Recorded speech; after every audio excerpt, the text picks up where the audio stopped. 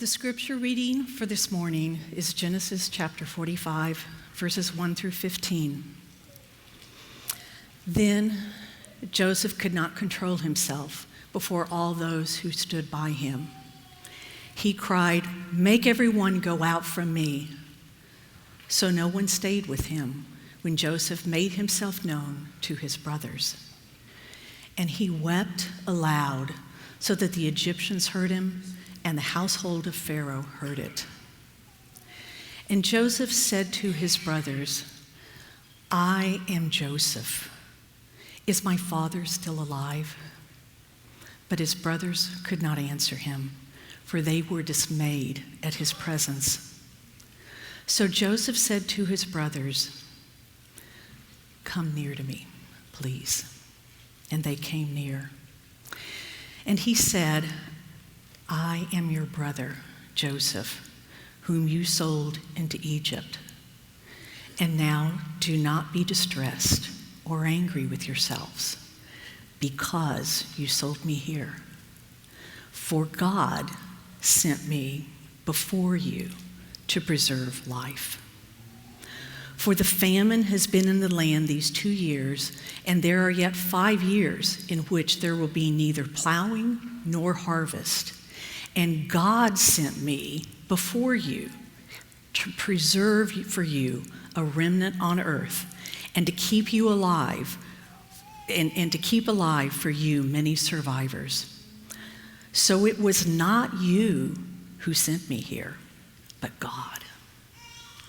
He has made me a father to Pharaoh, and lord of all his house, and ruler over all the land of Egypt. Hurry and go up to my father and say to him, 'Thus says your son Joseph, God has made me lord of all Egypt. Come down here, do not tarry. You shall dwell in the land of Goshen, and you shall be near me, you and your children, and your children's children, and your flocks, your herds, and all that you have. There I will provide for you, for there are yet 5 years of famine to come, so that you and your household and all that you have do not come to poverty. And now your eyes see, and the eyes of my brother Benjamin see, that it is my mouth that speaks to you. You must tell my father of all my honor in Egypt, and of all that you have seen. Hurry and bring my father down here." Then he fell upon his brother Benjamin's neck and wept. And Benjamin wept upon his neck. And he kissed all his brothers and wept upon them. After that, his brothers talked with him. This is God's word. Before I go to the sermon for today, I'd like to give a brief ministry report. Judith and I live in Southeast Asia and work in the Mekong region, named after the river Mekong, starts in China, goes to the South China Sea. Our mission is to see vibrant communities of Jesus followers within the reach of every community across the Mekong region. This region has 5 countries where we work: Cambodia, Laos, Myanmar, Thailand, and Vietnam. All these countries with majority Buddhist population. We have been to all these countries more than 4 times. My role is to train, equip, and motivate the nationals, the same culture people, to see vibrant communities established and grow and multiplied in the least rich areas, and to guide them strategically. In 2020 and 2021, most of the teaching was done online because of the COVID, you know that, and the people would gather in these countries, and I'd be where I am, and it would be a Monday to Friday, 1-week seminar, 6 hours a day, online. It worked. Then in 2022, we began in-person teaching. First we went to Nepal, then we went to Laos. Judith's role in all of this, I do teaching, training, equipping, spending time with people. Judith's role is teaching women, encouraging them, and mentoring women. So this is online teaching that's in Laos and one-on-one. And so that's what Judith does. There are three factors that I've noticed that God has used, these three things, to see the church grow and multiply. First one is, you shouldn't be surprised if you have read the book of Acts, hostilities, opposition, and suffering. Somehow, wherever we have seen hostilities, opposition, and suffering go up, somehow we have seen multiple vibrant communities of Jesus followers, multiple churches start and grow and multiply. It just goes hand in hand. In Myanmar is the one classic example. The leader who started the work with me, he died of COVID. The pastor who produced most results in seeing new churches started, he died of a motorcycle accident a month before we left. And another person who went to a least-reach area to reach Burma people, his two sons died in first 2 years. And yet we have seen more churches started in Myanmar than other places. Second thing is proclamation of the word. In the book of Acts, we read about the word grew and multiplied. Extremely important that the word of God is proclaimed and taught. There are two subjects that I find very important that my heart is, and I'm preparing lessons for these people in their context, is who is Jesus? First about Jesus. They need to get Jesus right. And what is the Bible and how to read it. If they get these two right, in my opinion, my job is done. Pray for them and the Lord will take over. So the proclamation of the word is very important. And third is prayers. We need your prayers. So join with us in prayers. Thank you for your love and support for us in our ministry. We came here in the middle of August this year. That is completely unplanned because Jason, our son, had serious stroke on August 13th. He's doing much better now. But it will take several months before he gets back on his own 2 feet, literally, because balance is still a challenge. He's unable to walk without a walker, and the vision. So these two are challenges. Pray for him. Judith and I are very grateful to you for your prayers and your help that you have extended to us. Thank you very, very much. Now to the sermon, an embrace of grace.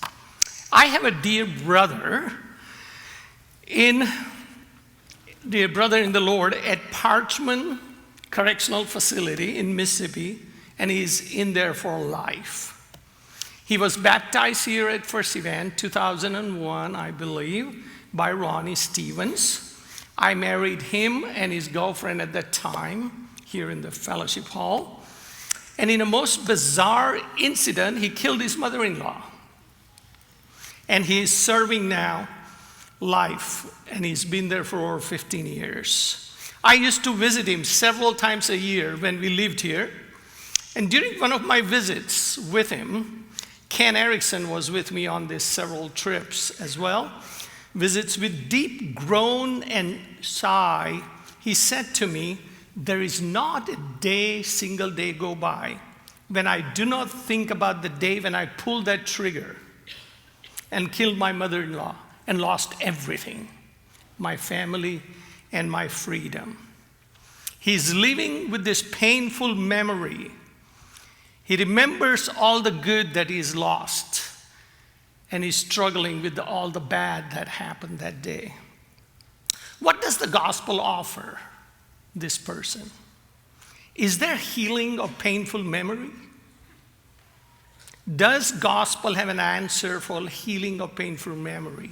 And if yes, if answer is yes, how does it work? Well, let us look at an Old Testament narrative, a great story from the book of Genesis, the story of Joseph.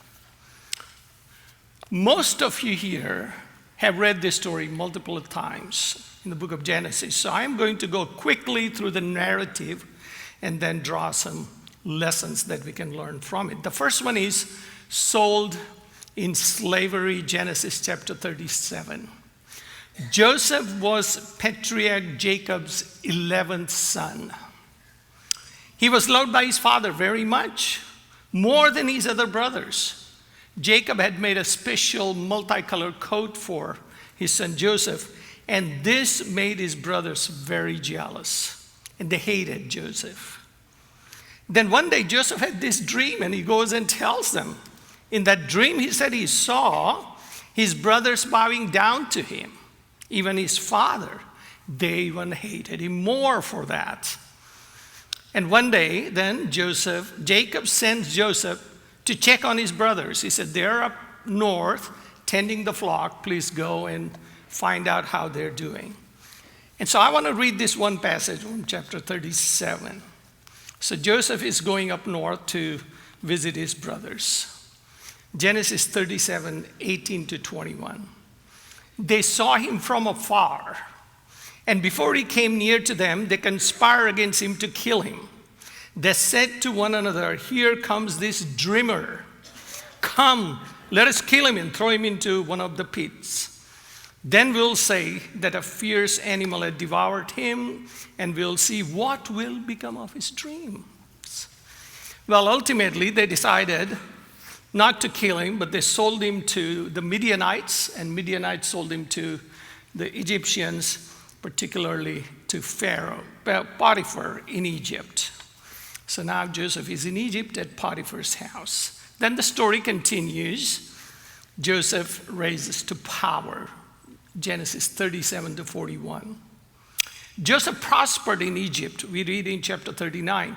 In chapter 39, 5 times we read about Lord was with Joseph. Lord was with Joseph. This shows Joseph's relationship with the Lord. He followed the Lord. I can see that. He must have learned from his father about the Lord as a young boy.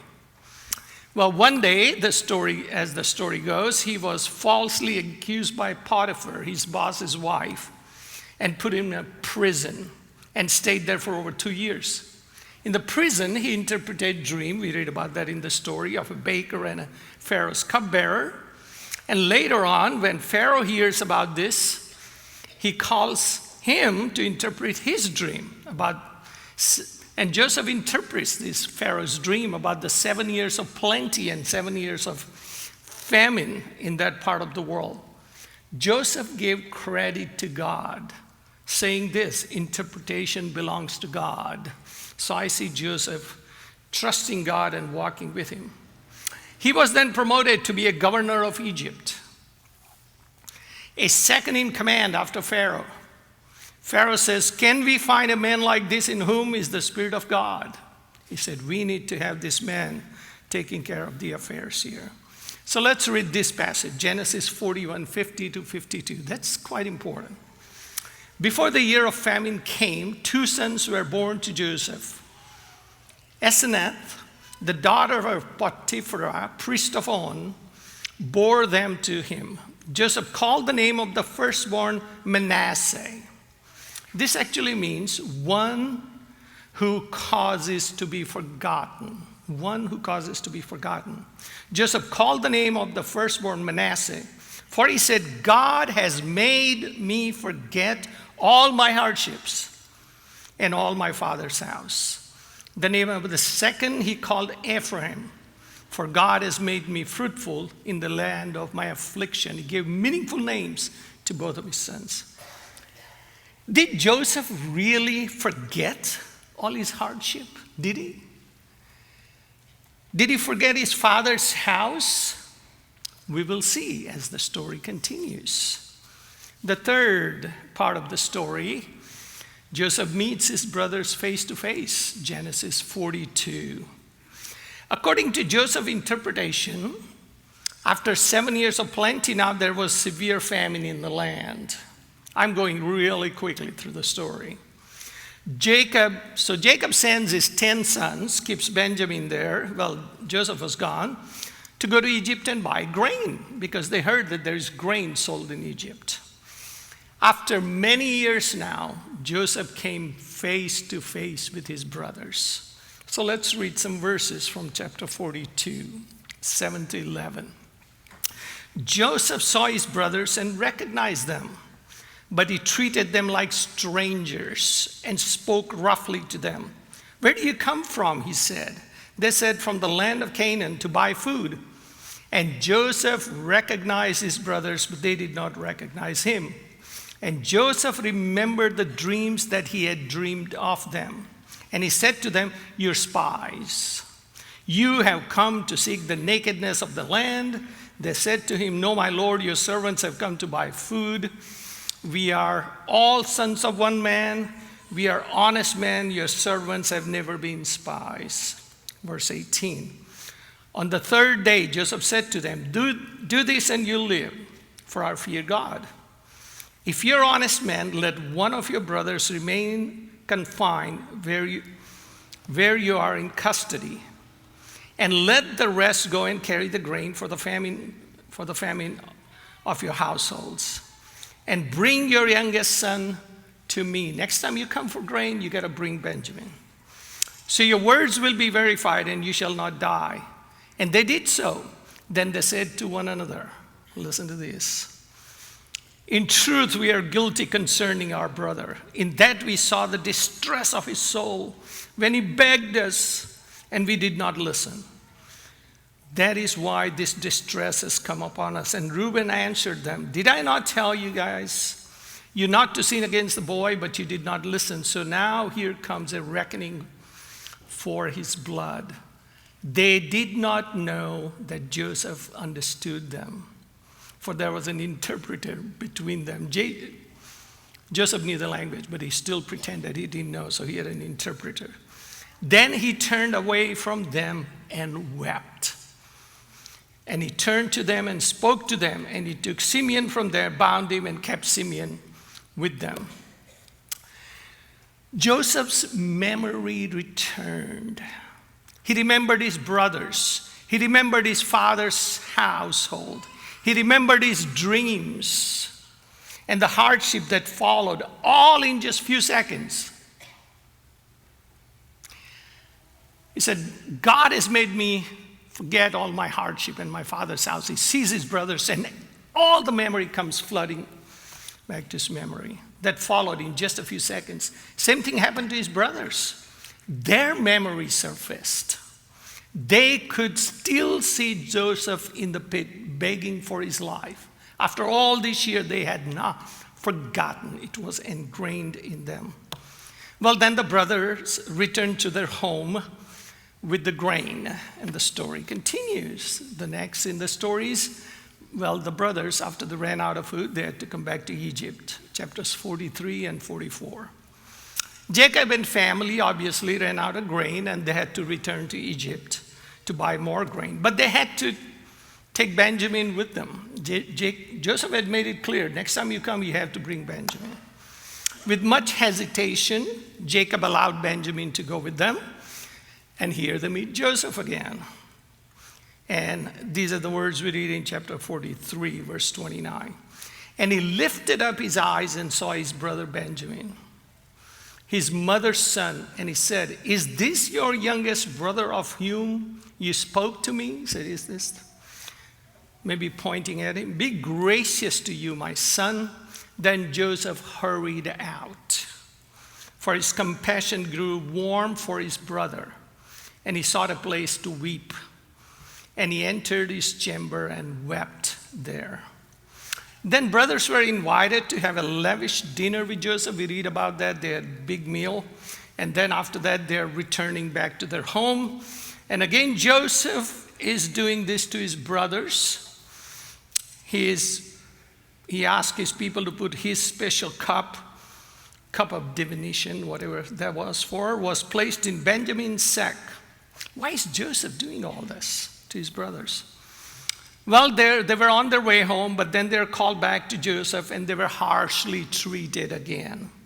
Once again. And then he says, Benjamin will have to stay back. He said, if you want to go back and with your grain, you can. But now Simeon is already here. Benjamin will have to stay. You can go. And Judah pleaded with Joseph because he had promised his father, please let us take Benjamin. I promise I'll bring him back. So here's what we read in chapter 44. Then Judah went up to him and said, "O my Lord, please let your servant speak a word in my Lord's ear, and let not your anger burn against your servant. For you're like Pharaoh himself. My Lord asked his servant, saying, 'Have you a father or a brother?' And we said to my Lord, 'We have a father, an old man, and a young brother,' that's Benjamin, 'the child of his old, and his brother is dead.'" Joseph. Oh, okay. "And he alone is left of his mother's children, and his father loves him." The brothers remembered Joseph. They thought he was dead, but their memory came of him. And the story continues with this part. That's the title of our sermon, "An Embrace of Grace. And he kissed all his brothers and wept upon them." This is our key passage for this morning, and this was read earlier. Here we read about Joseph revealing his identity, who he is. I want to read two passages from this chapter, 45, 5 to 8. "And now do not be distressed or angry with yourselves because you sold me here, for God sent me before you to preserve life. For the famine has been in this land these 2 years, and there are yet 5 years in which there will be neither plowing nor harvest. God sent me before you to preserve for you a remnant on earth and keep you alive, for you many survivors. So it was not you who sent me here, but God." And then 45, 14 and 15. "Then he fell upon his brother Benjamin's neck and wept." Are you seeing the repetition? How many times Joseph wept, wept, wept? 6 times in this chapter he weeps. Joseph wept. Compare that with Jesus wept, Luke 19 over Jerusalem, and John 11. When Lazarus is, Jesus wept. I'm trying to compare this. He's weeping and Joseph's, but that, you're going to have to invite me again for that sermon. Okay, so he talked with him and fell upon his Benjamin's neck and wept, and Benjamin wept upon his neck, and he kissed all his brothers and wept upon them, and after that his brothers talked with him. One by one, starting with Benjamin. Just visualize this. Weeping, an embrace of grace, reaching out to his brothers. In chapter 46, we're not going to go there, he embraces his father as well. In chapter 46, verse 29, Joseph gives him a hug and he weeps. So with this story, it continues. Chapter 50 has some really another angle to the story, but don't want to go there because there are 3 lessons that I want to draw out from this part of life of Joseph. There are many lessons we can learn from this, but I will highlight 3, and when we hold them together, they teach us some invaluable lessons about the gospel. So these are the 3 lessons from this story. Joseph giving an embrace of grace to his brothers. First one is healing of memory. Healing of memories in an embrace of grace. Healing of memory in embrace of grace. I could have called it embrace of forgiveness, embrace of love, but we are in the season of grace here, so that actually works really well for me. Here in the story of Joseph, finally the healing process began in an embrace of grace for Joseph and his brothers and their father. Yes, there is solution for healing of painful and sinful memories in God's embrace of grace, and that is the gospel of Jesus Christ. How does it happen? Can we ever forget past, especially painful and sinful past? Can perpetrators forget their painful memories? Can victims? I've been to Cambodia 4 times and talked to a lot of people on both sides. Victims that their families were dragged out of home. One guy that we work with there, he said when he was 8 years old, his father was dragged out of his home during Khmer Rouge, 75 to 79 in Cambodia. 25% of the population of that country was killed.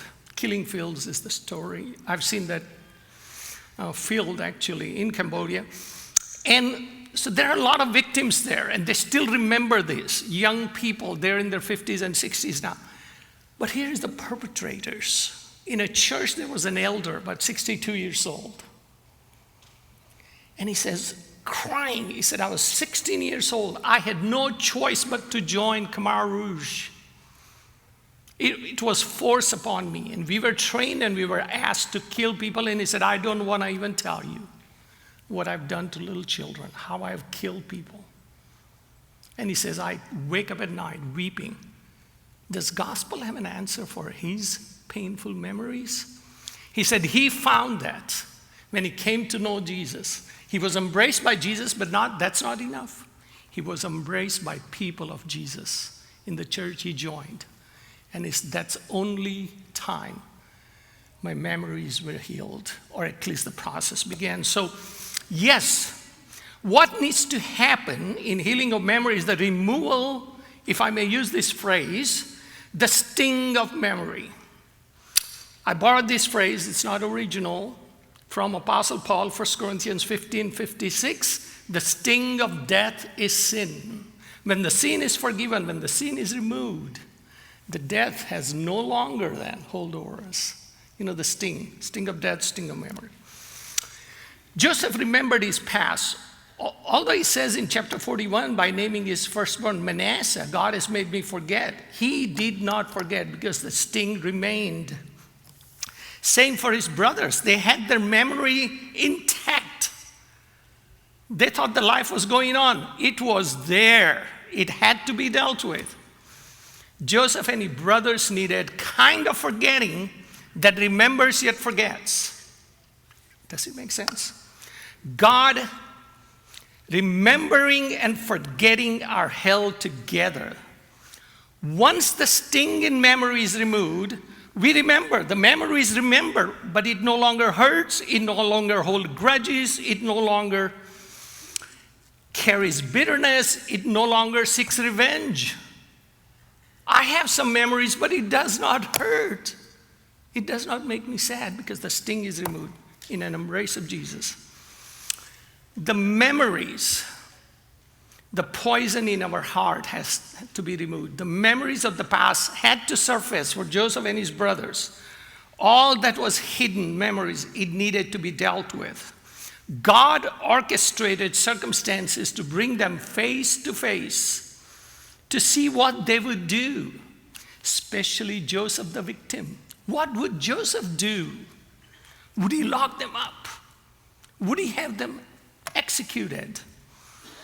Especially Joseph. They all experienced healing when Joseph extended an embrace of grace, embrace of forgiveness, embrace of love.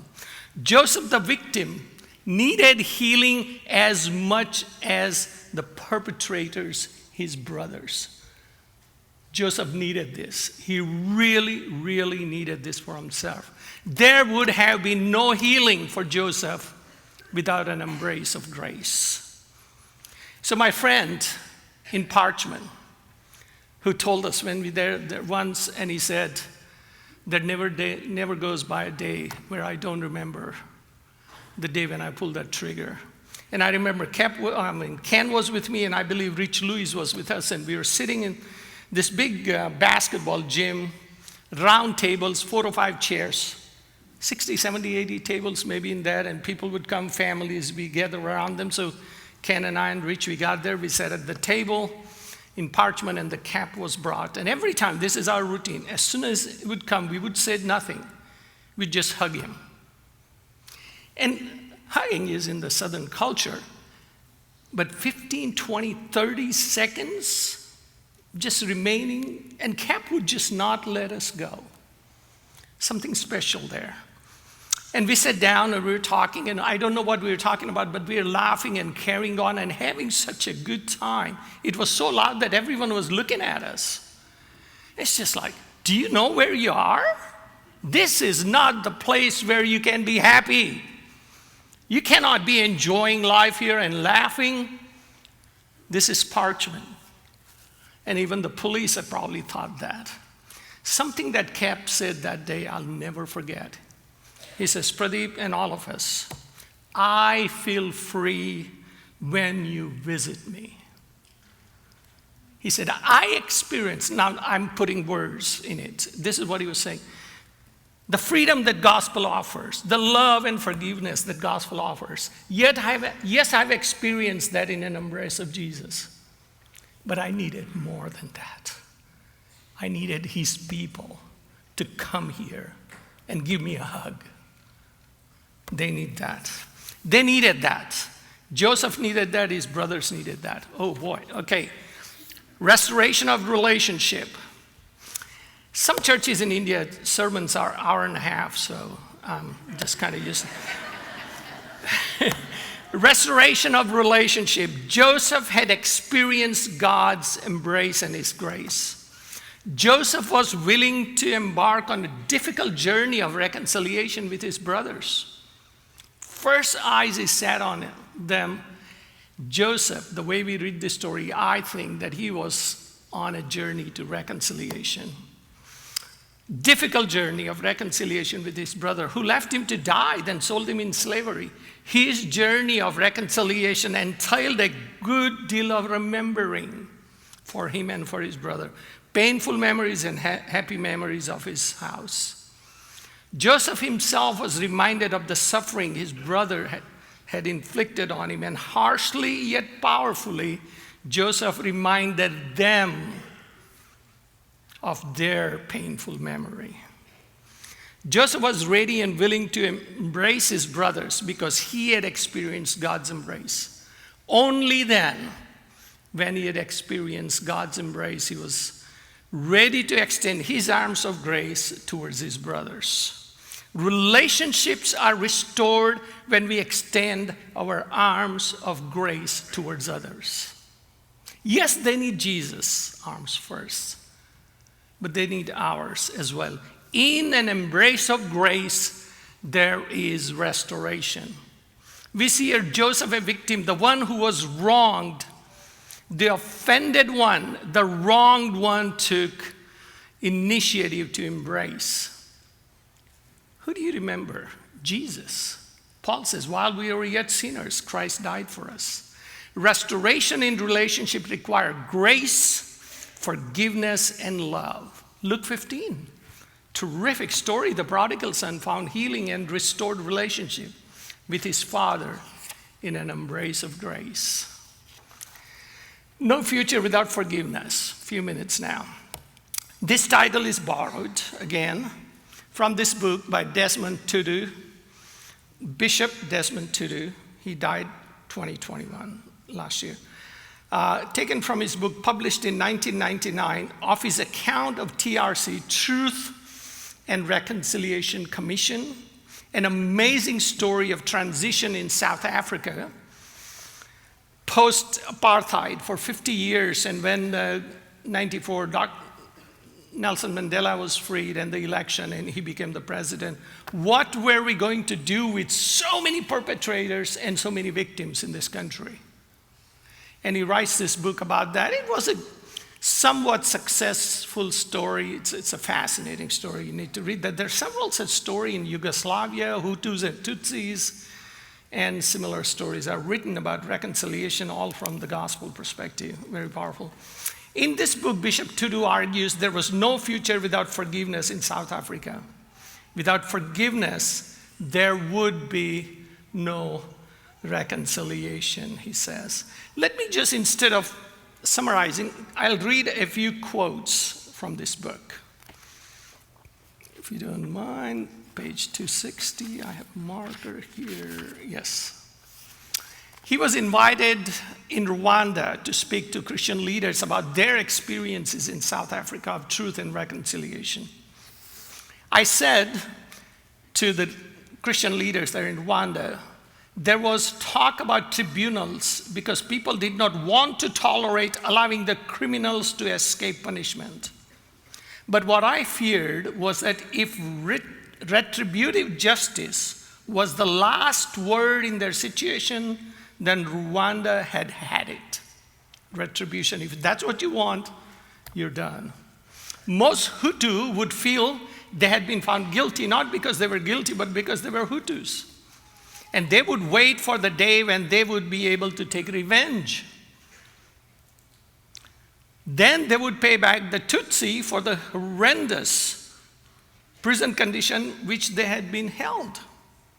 And here's the key verse. I told them, he says, the Christian leaders there, that the cycle of reprisal and counter-reprisal that had characterized their national history had to be broken, and that the only way to do this was to go beyond retributive justice to restorative justice, to move on to forgiveness, because without it there was no future for Rwanda. No future for Rwanda. So he said there is no. And then here, about forgiveness. Forgiveness does not mean condoning what has been done. It means taking what happened seriously and not minimizing it. Drawing out the sting in the memory that threatens to poison our entire existence. Forgiveness and embrace of grace removes that sting of memory. And here, forgiving means abandoning your rights to pay back the perpetrators his own coin. But it is a loss that liberates the victim. In the commission, we heard people, and there are so many stories in this book, of a sense of relief after forgiving. The victims faced their perpetrators and heard horrendous stories of how their parents and others were killed. Then they forgave each other and cried. There are some amazing stories. And a lot of victims, they said, I just felt freedom after extending grace and forgiving. Does the victim depend on culprits' contrition and confession as the precondition for being able to forgive? There is no question that, of course, such a confession is a great help to the one who wants to forgive, but it is not absolutely indispensable. Jesus did not wait until those who were nailing him to the cross had asked for forgiveness. He was ready as they drove in the nails to pray to his Father to forgive them. And he even provided an excuse for what they were doing for them. If the victim could forgive only when the culprit confessed, then the victim would be locked into culprit's whim, locked into victimhood. There is no future, he says, without forgiveness. And that's where it is a powerful, powerful story of life of Joseph. It teaches us how to deal with painful memories, how to restore relationships, and how powerful forgiveness is on the part of the victims. That we are wronged and we reach out to people. What are we going to do in our world? What about Russia and Ukraine? I was at a prayer meeting with our organization not too long ago, and a Russian leader and a Ukrainian leader were sharing prayer requests on the stage, weeping and hugging each other and seeking forgiveness. I've seen Uyghurs, believers, and Chinese, because I've met them, meeting at a prayer meeting with the gospel. What about India and Pakistan, China and Taiwan, Israel and Palestine? What about our own country and race relationship? What is our future? Is there future without forgiveness? Only the gospel of Jesus Christ provides solution to our problems. Yes, people need God's gracious, forgiving embrace, but they need ours as well. They need ours. We need to extend our hearts. There is no future without forgiveness, brothers and sisters, and there is no future without an embrace of grace.